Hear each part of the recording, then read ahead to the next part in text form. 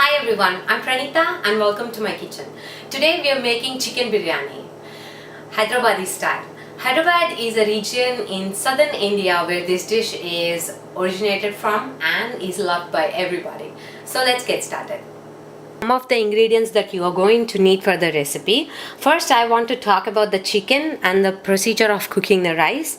Then I am going to talk you through the other spices and the ingredients that are needed for this recipe. First, let's start by talking about the chicken. Here I have 1.5 pounds of chicken that I have marinated for last 8 hours with these spices, and I'm going to discuss about these spices. Here I have half teaspoon of coconut powder, half teaspoon of cumin powder. I've also added half teaspoon of coriander powder. Unfortunately, I've run out of it right now. But I have half teaspoon of salt, half teaspoon of chili powder, and 2 tablespoons of ginger garlic paste. One thing I want to mention here is that I add canola oil while I'm making the ginger garlic paste or while I'm blending it. It keeps the color nice and vibrant like this, nice and yellow for a long time. So next time when you're making ginger garlic paste, you can add a little bit of oil too. For 1 cup, for like a whole cup of ginger garlic paste, you can add half cup of oil or less too. And I've also added 1/4 cup of thick Greek yogurt, which is nice and thick and made with whole milk, which is rich and creamy. And I've also added some oil, about couple of tablespoons, just to keep everything nice and binded. And right now the chicken is nicely marinated. I also have 3 cups of basmati rice. I'm using traditional Indian brand basmati rice. But if you are using organic basmati rice, it's gonna be a little bit shorter in texture and it's going to need a different cooking time. So make sure to keep an eye out while you're boiling this. To cook this rice, what we are going to do is to add it to a huge pot of water, that is boiling water, and cook it for 3 minutes. That I'm gonna talk you to guys later. Next, I want to talk about some more ingredients that I'm going to use for this dish. Ingredients that you're going to need for this recipe, but these you're gonna mainly use while cooking the dish and assembling it. The other ingredients that I've shown are mostly for the marination and the rice.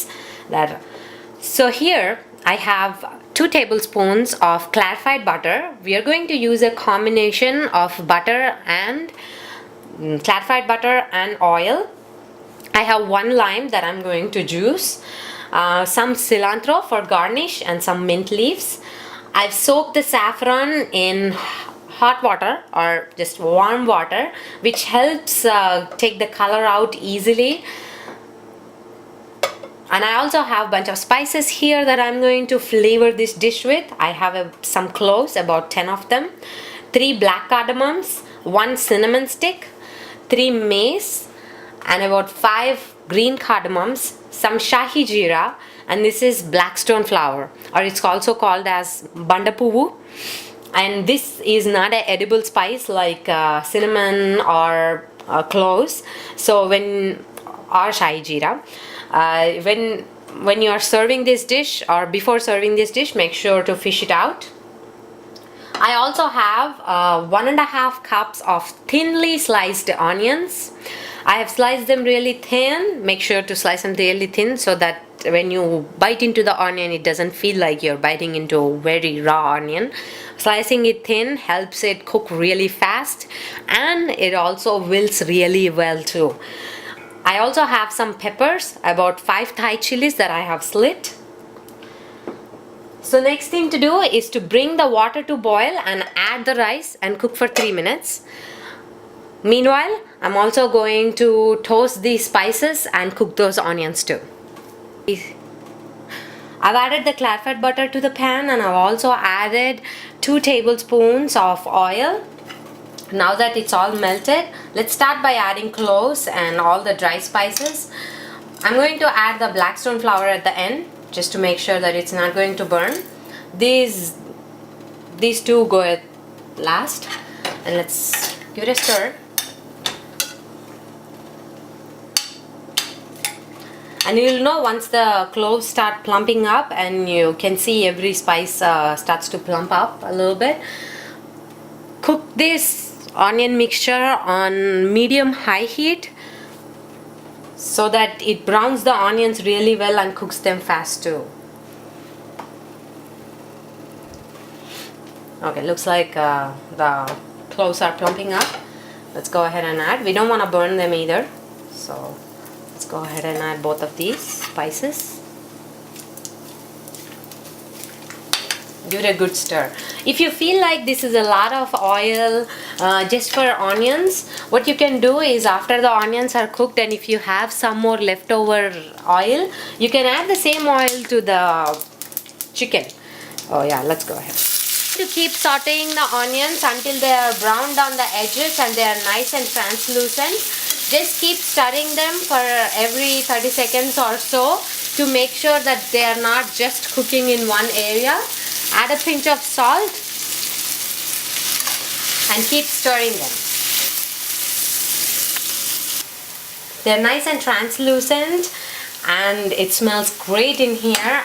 The onions have cooked perfectly. And I like to add the chopped mint leaves to the onion mixture. Usually people like to garnish it on top of the dish, but I like to add mint leaves to the onion mixture. It kind of softens and mellows the mint flavor a little bit. And once the water comes to a rapid boil like this, salt the water really well. And I have strained all the liquid from the rice, and this makes it easy for me to add the rice to the water. It's going to bring down the temperature of the water a little bit, and once it comes to a rapid boil again, then we are going to time it. Keep the temperature of the stove exactly the same until it comes to a rapid boil. Give it a good stir after adding the rice so that the rice doesn't stick at the bottom and start burning. Looks like it's coming to a boil. Now set your timer for 3 minutes. While you're placing the chicken at the bottom of the dish, make sure that it's placed in an even layer and don't pile it up. And also, if there is any leftover marination like this, don't add it to the dish. This is gonna just make the dish a little bit more runny and also gonna add a lot of moisture to the rice, which we actually don't need. So now everything is ready for assembling. The chicken has been set and I've drained the rice. It's time to add the rice. Start with one layer. I like to do it in 2 layers. The first layer just basically covers the chicken and makes sure that you don't see the chicken at all. Just a thin layer. For 1.5 pounds, I'm using 3 cups of basmati rice. Since I'm just cooking for my family and I like to encourage my family to eat a little bit more protein, so I am adding less rice. But if you're cooking it for a large crowd, you can definitely add 2 cups more of rice. I think that makes for a very good layer, first layer. Let's go ahead and add the onion mixture. This is going to make sure perfume your rice. So I'm adding about 2 tablespoons of lemon juice, the 1 lemon that I've showed earlier, and my saffron water. Now the saffron water and everything adds a little bit of moisture to the rice too. It helps in cooking the rice a little bit too, because not only it just flavors the rice, it also adds a little bit of extra moisture. Now let's garnish it with cilantro and start cooking this.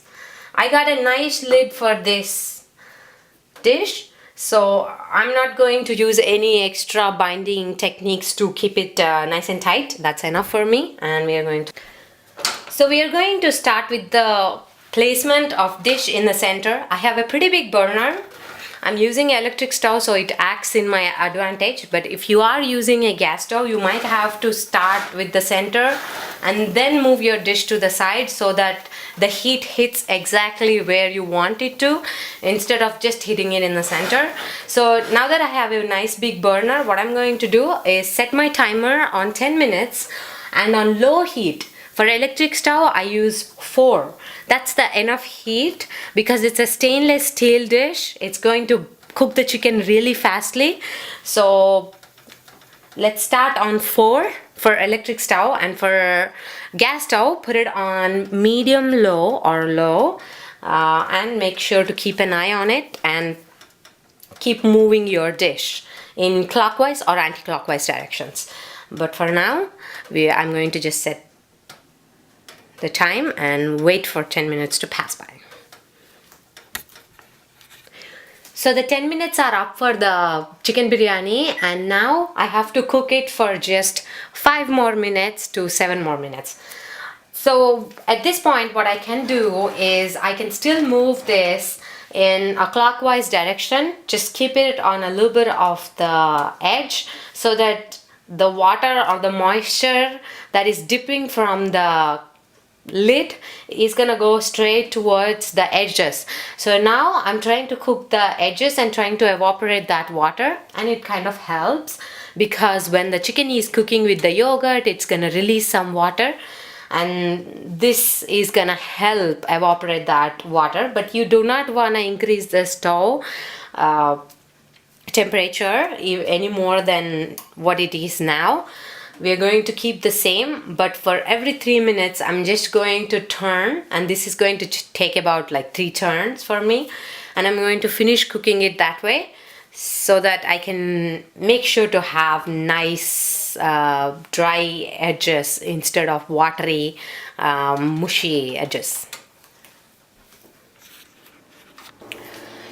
Look at this beautiful chicken biryani. The rice is nice and fluffy, and it's been cooking for 17 to 20 minutes, and the chicken is nice and tender too. The chicken doesn't have any excess marinade, or it's cooked perfectly, and I'm serving it with the side of yogurt or raita.